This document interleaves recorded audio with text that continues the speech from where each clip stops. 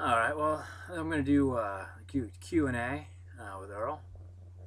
And I didn't get many questions, and I feel that's a blessing because I could kind of get verbose.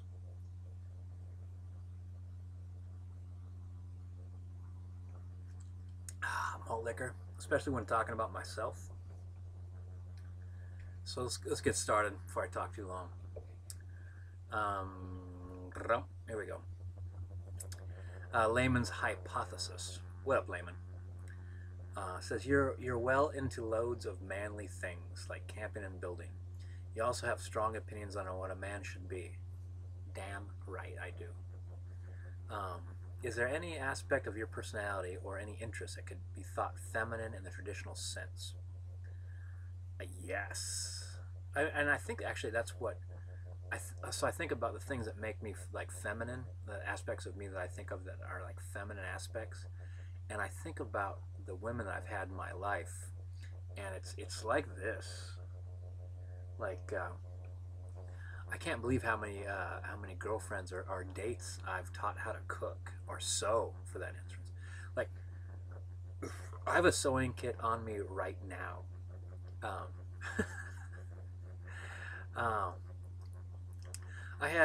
actually I had a girlfriend start to teach me how to sew, and I'm like work on the sewing machine. She's like, "Oh, well, that's not how you normally sew," and I'm like, "Well, why don't you just hold on and watch me sew?" She's like, "Oh, okay." And like she couldn't do it. She just kept shouting out advice, like sit down at the sewing machine, for instance, was part of her advice. And what did I sew, Layman? A kimono. And I just stood up. I stood up and I grabbed massive things of fabric, and I'm moving it around the machine. I've got the pedal swung out to the side, like I'm not sitting on a chair. I'm like dancing around the sewing machine, and it's just running. And I finished it up and threw it on. And I'm like, hey, there you go, kimono. And one of my friends says, well, what are you gonna do with the kimono? I'm like, it just needed to be made. Like I had some fabric I thought it would make a kimono, and so I made a kimono.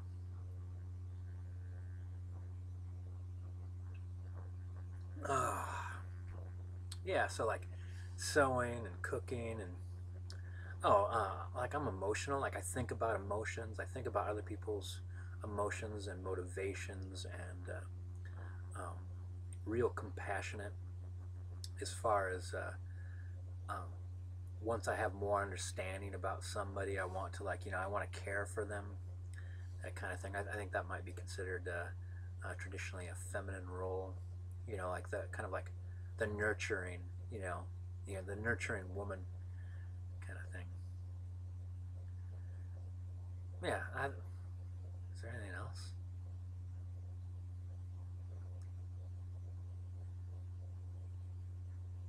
Hmm. So that's gonna have to do. That's all I could come up with, layman's. Though my strong opinions about what a man should be, yeah, absolutely. I think about that an awful lot. I think about I think about male role models. So my female role model, if I was going to think of somebody, um, and I wouldn't pick at it too hard, but I would say somebody like Tina Turner, somebody who is just a strong presence, some strong woman, and having just a rough idea of some of the things she's had to go through in her life, and she still you know she still kind of maintains the kind of like I'll keep going kind of thing. Yeah, very good. All right, layman's, thank you very much for participating. uh, Zombie, I don't know if I don't zombie you didn't ask a question here, and you did a video about happiness. So if I don't get a video or a question from you, I might pardon me, hold on a second, let's get some malt liquor. I might reply to your happiness video.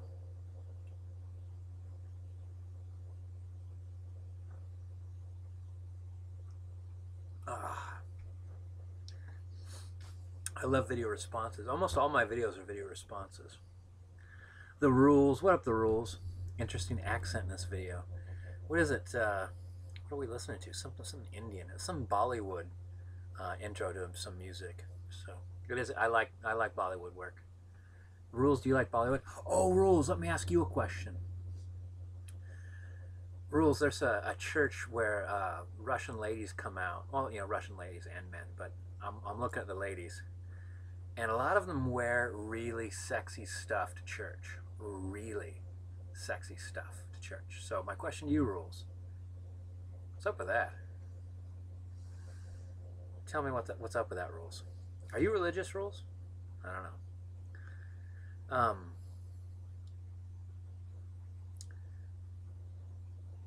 Yeah, I'll leave it at that. Well, actually, no. I have this. I saw a girl wearing a leopard print. There was a lot of leopard print, a lot of animal print stuff. There's a lot of fur coming out of that church. She was wearing a leopard print mini skirt with the biggest, like a big gigantic sleeping bag zipper that ran down the center of her butt. Well, you just like, unzip that mini skirt like that, and I just thought, whew, that's hot. You know, respectfully, of course, the rules. So yeah. Next question. Gordy's 40s. When are we gonna meet up? I'd love to meet up, Gordy, and I would tell you exactly where it would be the best place to meet. Hands down, Burning Man. We should meet at Burning Man, Gordy. Um, you can't bring dogs. You have to leave your dog behind, which is just a shame. Um, but it is out of sight. It would be seeing me actually in my element. Um, Not only is it camping, but it's out in the middle of nowhere, and it's art and it's expression, and I'm really happy there. It's an amazing place. It's kind of expensive. Not only you have to travel there, but you know it costs a lot.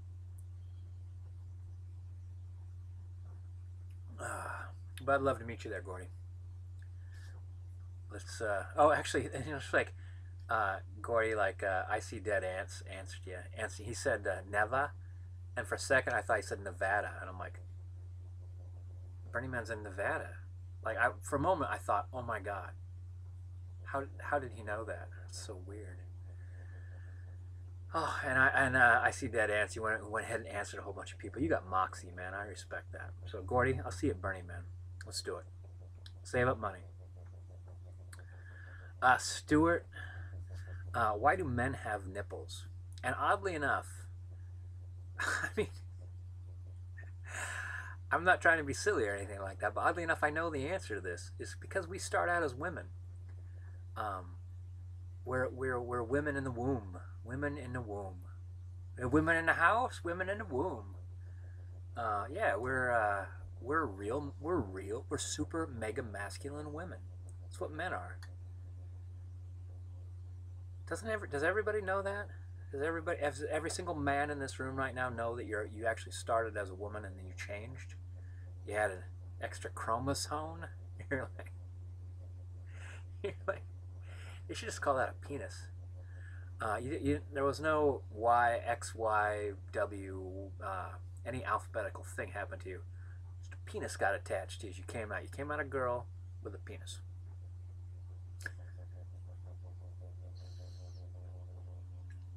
Oh man, malt liquor's kicking in, Stuart. Sorry, I couldn't stay sober for your question. But yeah, you started as a woman. Now you're a man. You got nipples. So yeah, that's not such a bad thing, especially if you check with like Greek mythology. At least you don't go back and forth. Um, you go like start as a woman, go to a man, and then go back to a woman, or vice versa, woman to man. Like I understand that'll mess you up, according to the Greeks. And I see dead ants. He answers it, so they could feed babies as well, Stuart. I see dead ants. Thanks for the help, ants. Colostomy grab bag. You probably just, I don't know, maybe you just threw this question out. Why are my bills so high?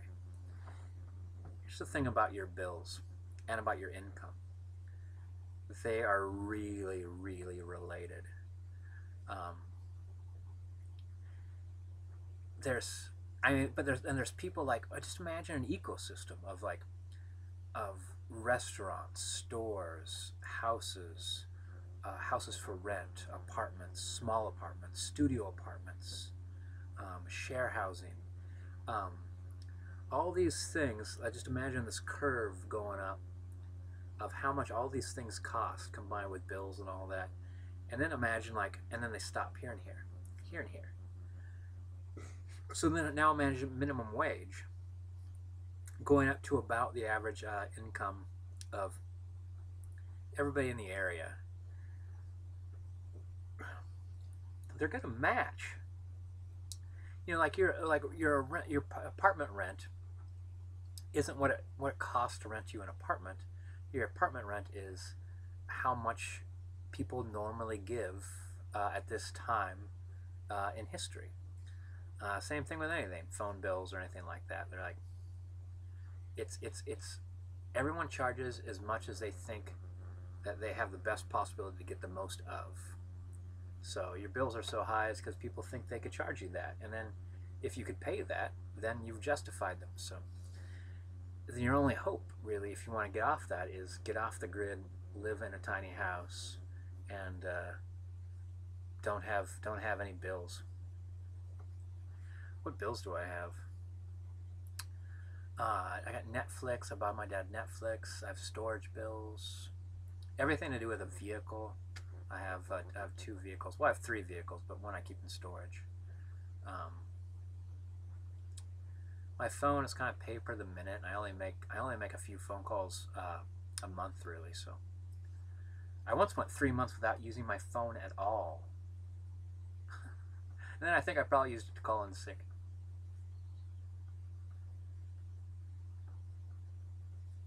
Yeah. Oh, so hopefully my bills will be about buying property. So there you go, colostomy grab bag. And Ants says, answer your question, because you are evil. That's why. Beam me up, Mr. Scott. What is your opinion of Gary McKinnon? And actually, I didn't know who Gary McKinnon is, and I wanted to say, oh, sorry, man, I don't know who that is. But I thought, oh, why don't I just look him up real fast? I don't want to look something up and then form an opinion on it. Like, it seemed contrived.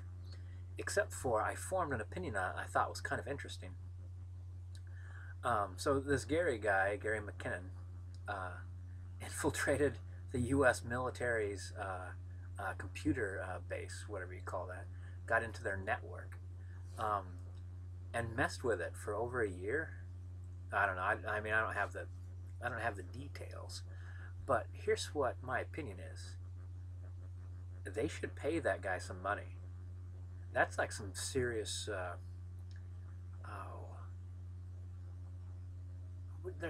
There's a word for that when someone tests your systems. Like it's consultation. They should pop him a consultation fee, and offer him a job.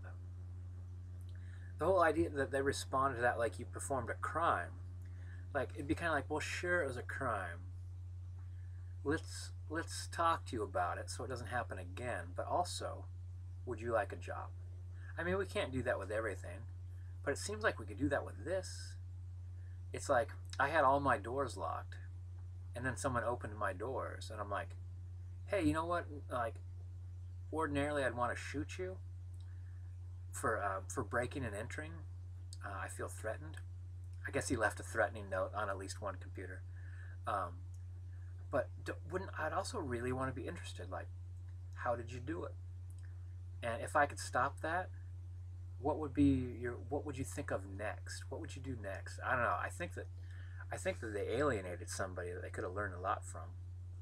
And it kind of made the U.S. military look like fools. But God, our intelligence services really make us look like fools. It's and our only saving grace is just a crazy strong military. It's like we can make all the mistakes we want, but we could shoot you from, the other side of the hemisphere. Sad but true.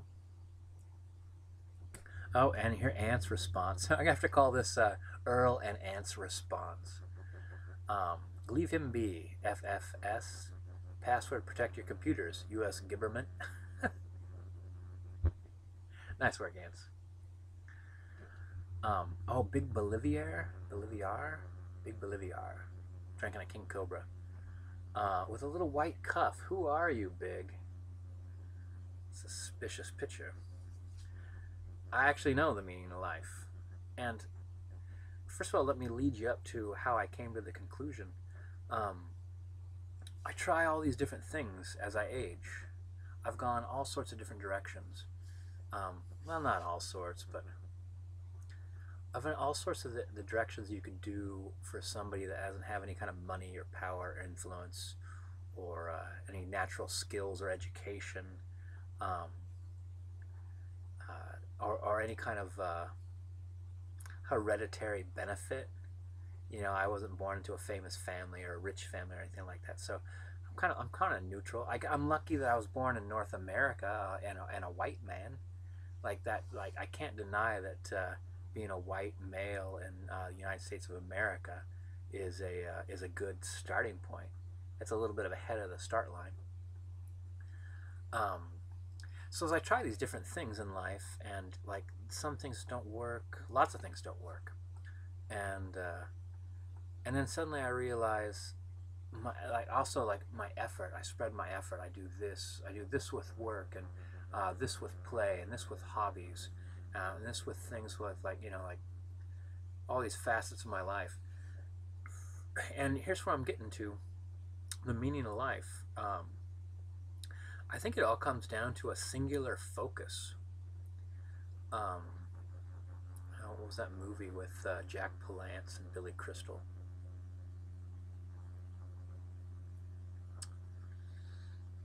Some sort of cowboy movie, and Jack Palance said that the meaning of life is one thing, and it's a thing that you have to decide for yourself.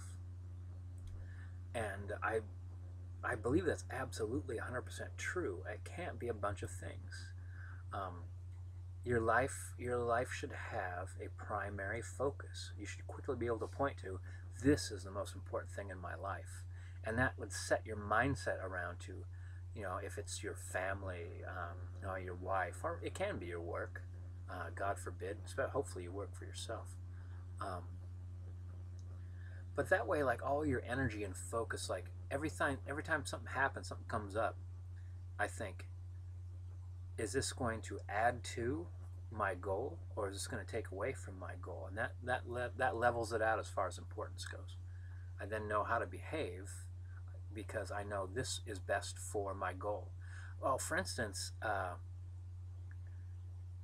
apologized and pretty much admitted to something that I did not do at all.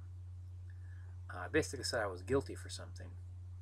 You know, it was minor, but because I knew it was minor, and it wouldn't come back and haunt me, and it would be the fastest solution to the problem, and then the problem would go away, and fighting it might interfere with my forward progress to my goal. And so I'm like, hey, yeah, sure, I did it. I'm really, really sorry. It'll never happen again. And then that problem went away.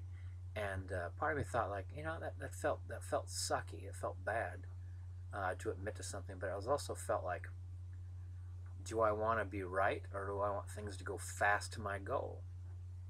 So and I felt good because, like, also I didn't do anything wrong. I didn't do what this person thought. This person thought I lied to them.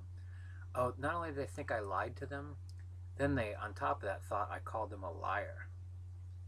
And this was at my work, and I'm like, well, I didn't do any of these things, so I could fight it. It could be a problem. We get managers involved and stuff like that. Or I could just apologize, say, yeah, I did everything wrong. Sorry. Never happen again.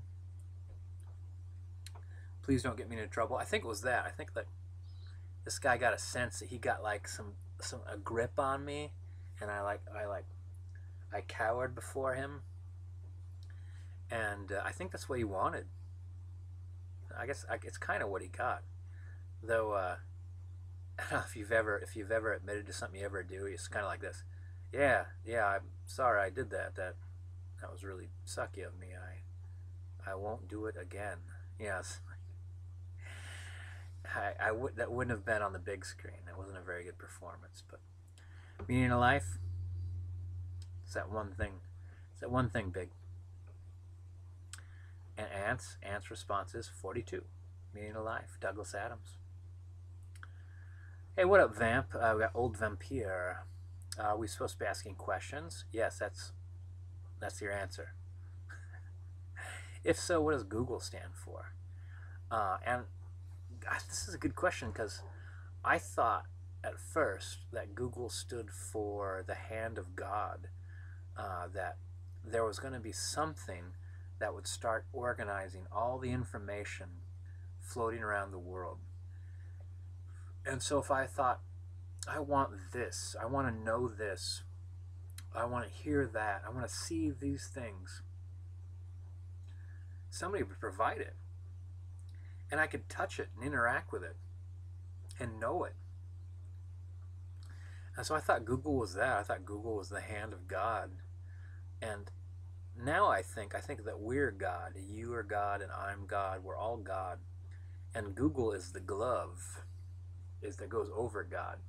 And so as God's hands come down and man's hand reaches up to touch it, they have to touch Google first, or whoever tries to control the information. Like Mr. Universe, the information has to go somewhere, and I go everywhere. So I think that I see someone's point when they talk about, wait a minute, did Ants call it evil? No, he called it a bastard. I see a point when people talk about it being evil. It's like the devil interfering with our access to God. I don't know. Maybe the one has to exist for the other, but I do feel that something's happening. I do feel that people all around the world are connecting, and it's going to lead to something amazing. I think it already has led to something amazing, like people from all parts of the world and different cultures being able to interact. I mean, when a government wants to like suspend YouTube, it's not because some one guy's video. A whole nation doesn't want to get rid of YouTube because of one guy's video. It's like people are being sucked towards a global connection. We're all starting to realize that, like, how we all live. And some people are thinking, why aren't I living like that? And then other people are saying, why are those people living like that? Let's help those people. Like, and then it's just like everything is going to get like this. We're all going to get all rubbed up against each other and rubbed around one another, and no longer will someone in the northern hemisphere not realize what's happening to somebody in the southern hemisphere. They'll actually be able to write them a message and watch a video. It's the thing about phones, like the thing about people having video access. I could film things. There's people in places that have phones that you can't even imagine, and we're being able to see things that we can't imagine, and that's going to make us want to, hopefully make us want to do something about it, to educate ourselves and to have an effect on the world. So I don't know.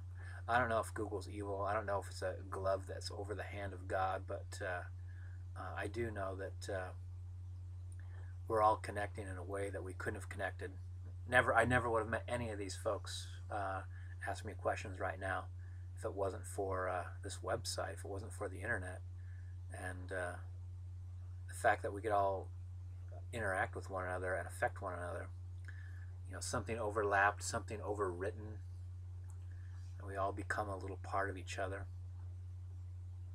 I think it's amazing. All right, well, that's the end. I got a couple video responses to respond to, which will be fun. One really, really amazing video response. Wow, that was a good one. I might even make a few up, so thank you for asking me the questions. And yeah, see you in the tubes.